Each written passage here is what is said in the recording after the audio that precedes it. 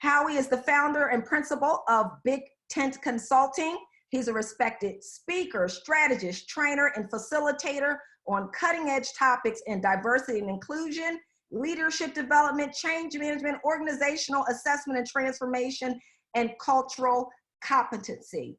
In 2008 to 2014, he was vice president at Cook Ross Incorporated, where he focused on creating transformative solutions for Fortune 500 companies. For more than a decade, he served as public outreach director at the Public Education Network in Washington, D.C. And Howie is super smart.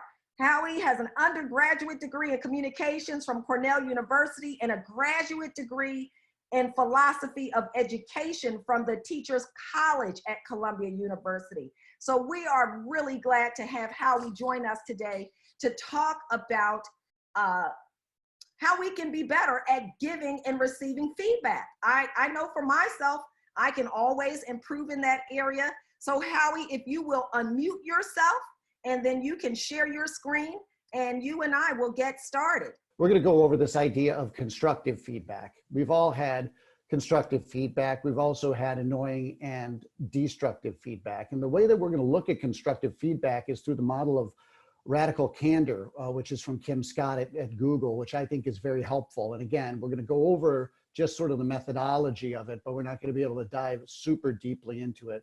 But what are some of the common barriers that we all encounter? We're going to talk about 7 ingredients of having an effective feedback session. And how do you know if you're even ready to have it? Because you have to be in a place of readiness to give feedback and to receive feedback. It's something that you need to practice. You have to quiet yourself. You have to pay attention to what's going on inside your body. You have to pay attention to your physical body as well too, because a lot of us can read the signals of tension, of anxiety that come out of our bodies. How can radical candor inform giving and receiving feedback? What strengthens relationships?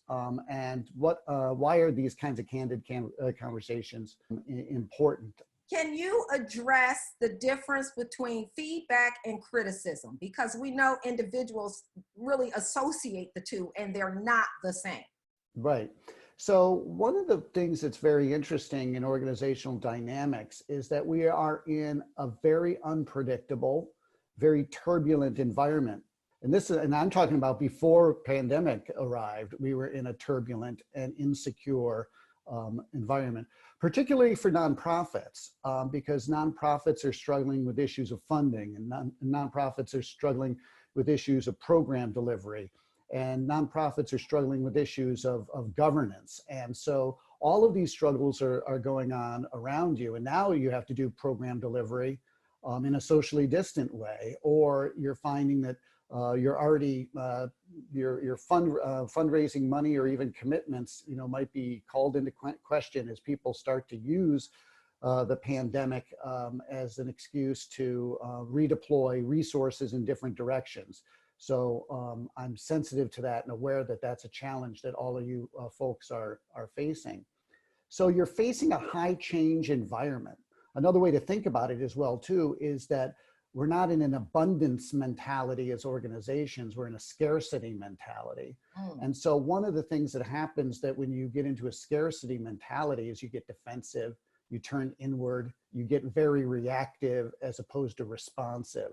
So one of the things that's important as a skill in when you get feedback is to not react to the feedback, which can often be an emotional response, but you want to be able to respond to it in a thoughtful way. And it takes some practice to be able to do that.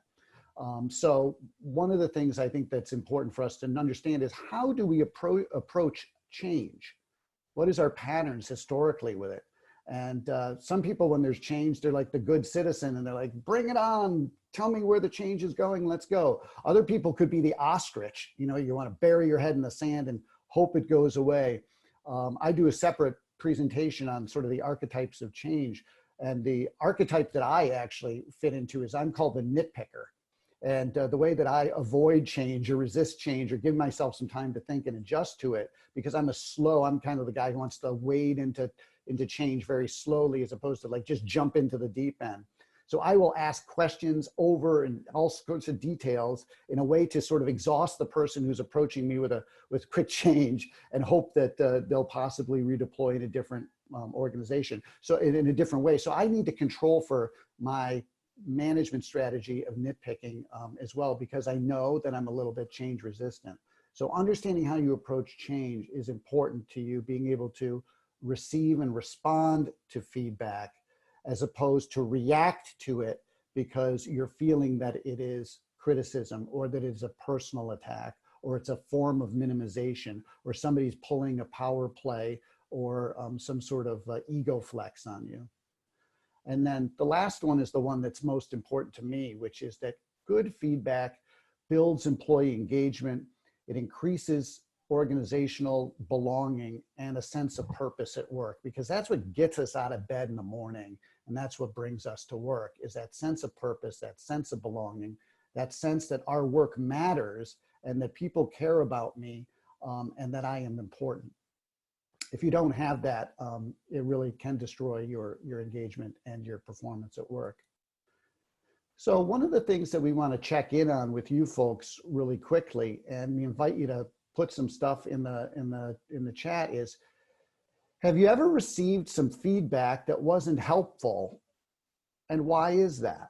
I want to give you a story about Kim Scott, who is the person of radical candor while you're typing here. Many people are familiar with Sheryl Sandberg at Facebook, and Sheryl Sandberg wrote the book, Leaning In.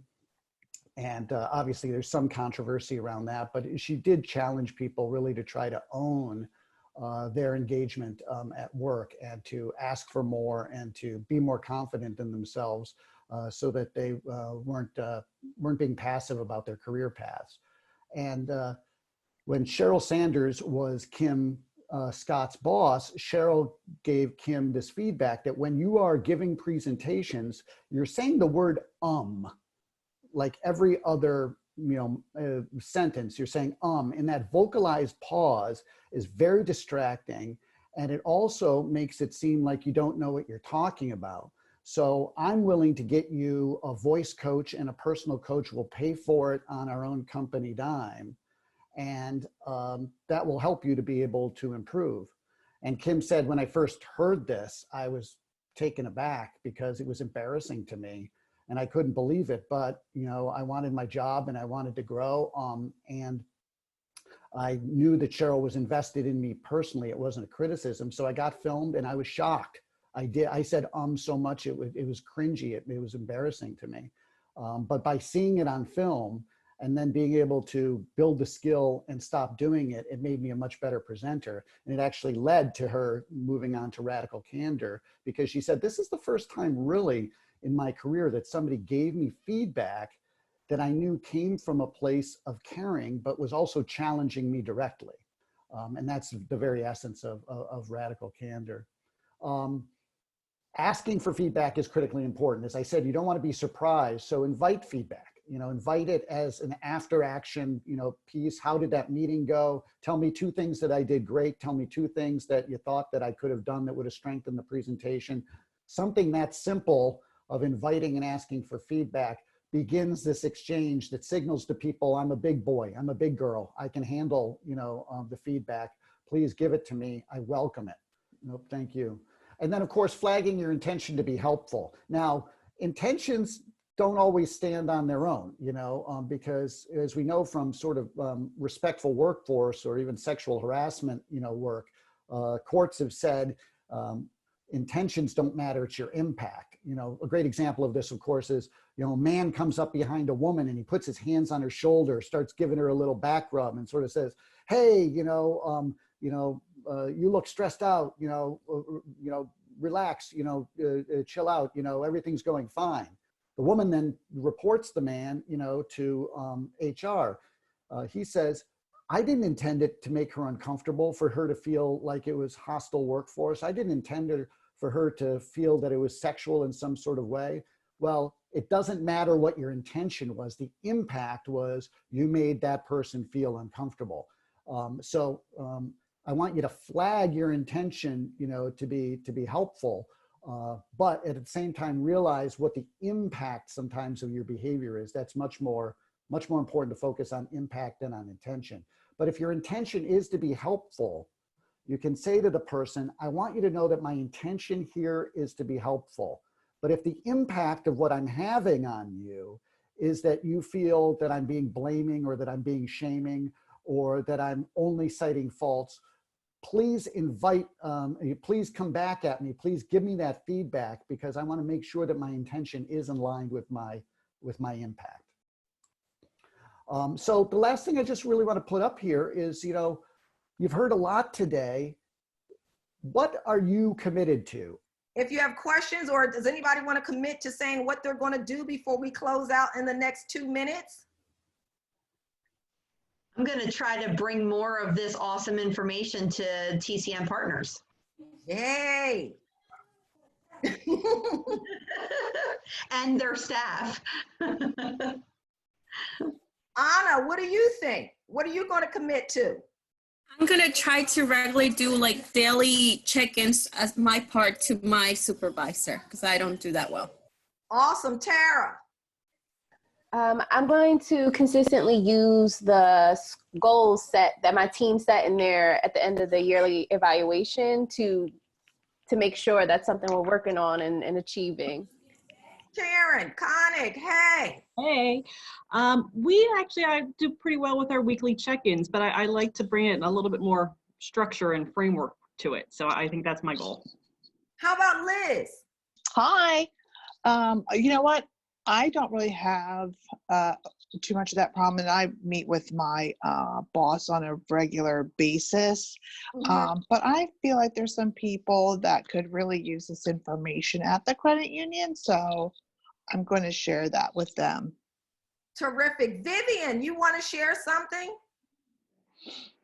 I like the check-in, just making sure that we're checking in on, those 4 different points.